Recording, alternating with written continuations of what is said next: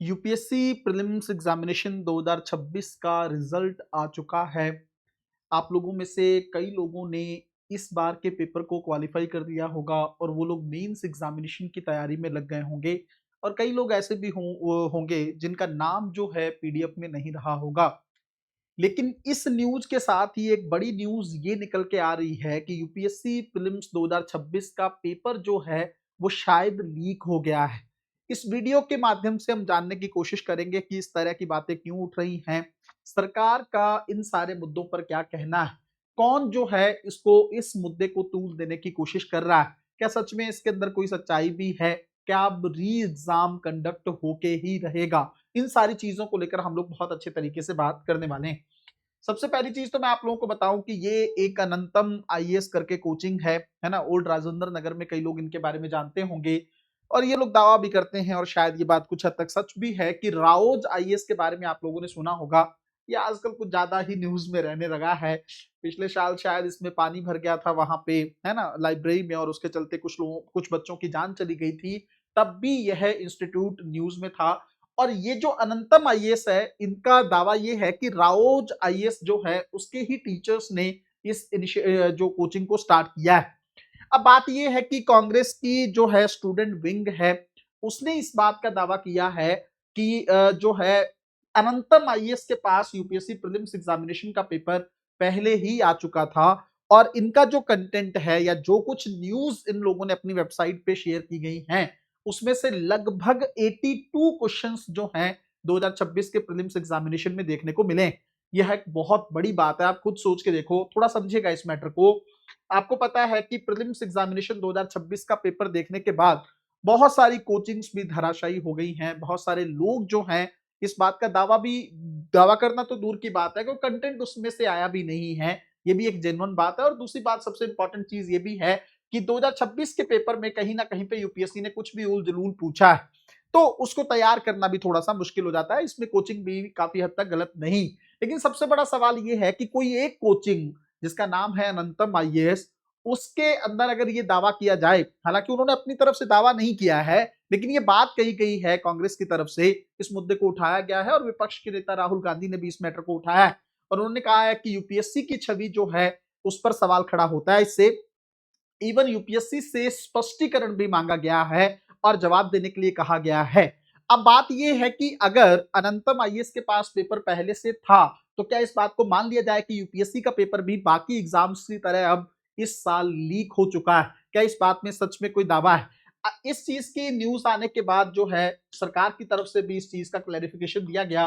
PIB की जो fact check wing है उसकी तरफ से कहा गया है कि ये दावा जो है दावा झूठ है। इसमें किसी तरह की कोई भी सच्चाई शामिल नहीं, इसको सच ना माना जाए। ऐसा कुछ भी नहीं हुआ है, अनंतम आईएएस की तरफ से ऐसा कुछ भी नहीं किया गया है। ये सरकार की तरफ से कहा गया है कि ये सिर्फ फर्जी खबरें हैं और इसको वायरल करने की कोशिश की जा रही है और आम पब्लिक जो है इस पे ध्यान ना दे या यूपीएससी एस्पिरेंट जो है इसको बहुत ज्यादा सीरियस ना ले। मैंने सरकार का पक्ष भी आप लोगों के सामने रख दिया है। अब आप लोग सोच रहे होंगे सर क्या सच में ऐसा उन्होंने दावा भी किया है क्या अनंतम आईएएस ने? देखो, उनकी तरफ से दावा नहीं किया गया, बात कहां पे है थोड़ा देखिएगा। 82 क्वेश्चन जब इन्होंने 24 मई का जब पेपर हुआ उसके बाद इन्होंने आंसर की इसको जारी किया तो इन्होंने दिखाया कि कैसे इनकी न्यूज जो है पहले पब्लिक हो रखी थी। सोर्स के फॉर्म में जब इन्होंने चीजों को दिखाया तब इन्होंने कहा कि ये न्यूज आर्टिकल्स जो हैं हमारी वेबसाइट पे पहले से थे। जब उन आर्टिकल्स को देखा गया तब देखने को मिला कि लैंग्वेज तक सिमिलर है ना। लैंग्वेज तक यूपीएससी ने जो क्वेश्चन मेकिंग में बनाई यूज की है वो भी लगभग सिमिलर देखने को मिली है। अब बात यह है कि इस चीज को लेकर तो किसी को भी परेशानी हो जाएगी। फिर ये इन पर एक आरोप ये भी लगा है अनंतम आईएएस को लेकर कि इन्होंने बाद में डेट को अपडेट कर दिया, है ना। पहले वो पुराना आर्टिकल दिखाया गया लेकिन बाद में उसमें 24 मई 2026 कर दिया गया, ये दिखाने के लिए कि इन्होंने जो है न्यूज आर्टिकल जो डाला है वो बाद में डाला गया है। इसको लेकर दिक्कत हुई कि अगर आप सही थे तो आपको अपडेट करने की क्या जरूरत थी, डेट को क्यों बाद में जो है अद्यतन किया गया, ये अपने आप में एक बहुत बड़ा सवाल है। अब बात ये है क्या सच में इस बात को सच मान लिया जाए? देखो, ये ना कोई भी टीचर आपको नहीं कह सकता, कोई कोचिंग नहीं कह सकती, या मैं भी इस चीज को लेकर अभी कुछ नहीं कह सकता। ये देखो, इस सरकार की जांच का मुद्दा है। यूपीएससी को थोड़ा सा देखना होगा इस मैटर पे, क्या सच में ऐसा कुछ हुआ है। चलो मान लिया पीआईबी ने जो बात कही है उस बात को सच मान लिया जाए, इग्नोर कर दिया जाए, वो तो ठीक है। लेकिन यूपीएससी अपने लेवल पर तो एक जांच करवा सकती है ना। वो जांच ये होनी चाहिए कि अगर इस बात में मैं कहता हूं सिर्फ 1% भी सच्चाई अगर निकल के आती तो आप सोच सकते हो यूपीएससी वो एग्जाम में फेल हो रही है जो एग्जाम भारत की ब्यूरोक्रेसी को तैयार करता है। भारत की नौकरशाही की रीढ़ है जो आईएएस का एग्जाम। उस एग्जाम में अगर थोड़ी सी भी धांधली देखने को मिलती है या कोचिंग किसी एक स्पेसिफिक कोचिंग के साथ उसका गठजोड़ देखने को मिलता है, ये अपने आप में एक बहुत ही गहरी साजिश का मुद्दा हो सकता है। और इससे इसके चलते सिर्फ बच्चों का भविष्य खराब नहीं होगा, है ना, उनका भविष्य तो खराब है ही है, देश की नौकरशाही का भविष्य किस हद तक खराब हो सकता है, ये अपने आप में सोचने वाली बात है। इवन एक ही चीज मैं और आप लोगों को इस बात में कहना चाहूंगा, कई बार कुछ बच्चों ने कुछ चीजें भी शेयर की जिसमें दिखा कि कई रोल नंबर जो है रिजल्ट में सीक्वेंस वाइज थे।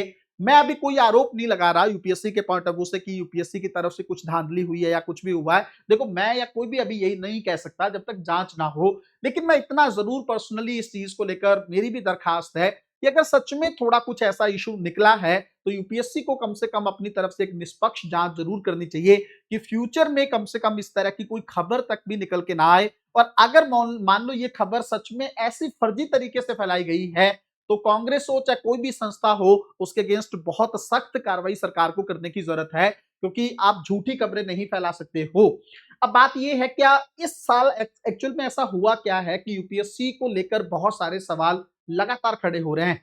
एक तो सबसे बड़ा कारण यह है कि नीट जैसा एग्जाम जो है वो लीक हो चुका है और अब सरकार की तरफ से कहा गया है कि नीट का पेपर दोबारा होने वाला है, इसलिए जो है टेलीग्राम को भारत में बैन किया जाएगा। मुझे समझ में नहीं आया अभी इसका क्या लिंक निकल के आ रहा है, शायद पेपर सर्कुलेशन को लेकर इस बात को सरकार ने कहा हो।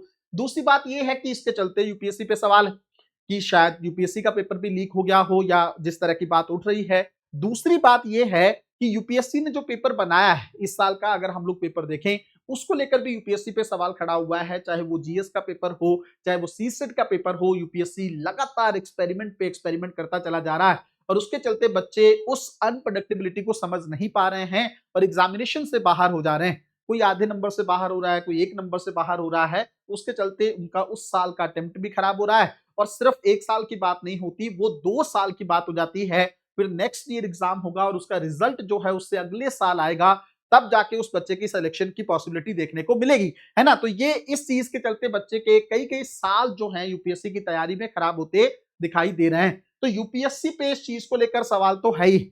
इस साल का यूपीएससी का रिजल्ट भी थोड़ा डिले हुआ है, ये भी मुझे अपने आप में थोड़ा सा संशय का विषय लग रहा है।